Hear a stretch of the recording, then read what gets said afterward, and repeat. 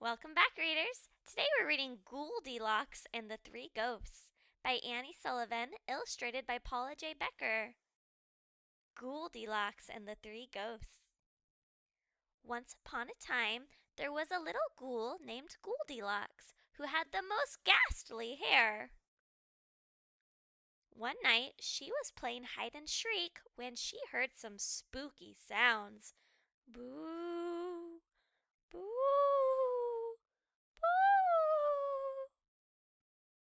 Goldilocks followed the noises all the way up to an abandoned mansion. She knocked on the door and it creaked open. Hello? Anyone home? No one answered, so Goldilocks peeked inside and spotted some chairs that looked pretty comfortable, especially after such a long walk. She climbed into the largest chair for a quick rest, but the wood was too hard. It was like sitting on a tombstone. Next, she tried the middle chair, but it was too soft. It was like sinking into quicksand. Finally, she tried the littlest chair, and it was just right.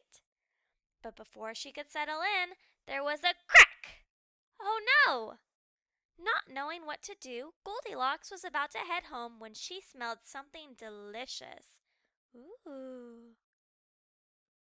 She followed the aroma straight to the kitchen, where 3 bowls of ghoul-osh sat. It smelled just like the kind Grandma Ghoul used to make, and her stomach grumbled in response. Goldilocks couldn't keep herself from taking a bite from the biggest bowl. But the ghoul-osh was hotter than a werewolf's breath on a summer day. Looking for something to cool her throat, Goldilocks tried the second bowl. But it was colder than a vampire's skin on a winter morning. She was about to give up when she spied the smallest bowl again. She sank her fangs in. This goulash was just right. Goldilocks ate it all up. By the time Goldilocks finished, she needed a nap. But the first bed she found was too big. It was like sleeping in a tomb. The second bed was also too big. It was like sleeping in a coffin.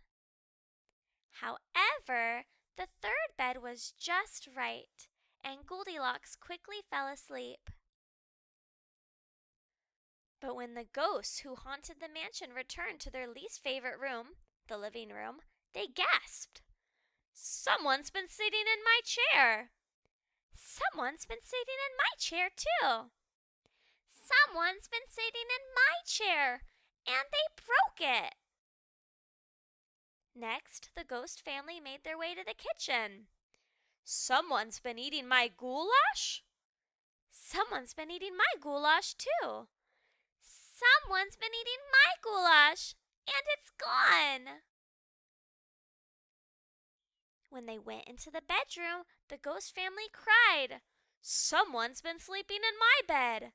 Someone's been sleeping in my bed, too.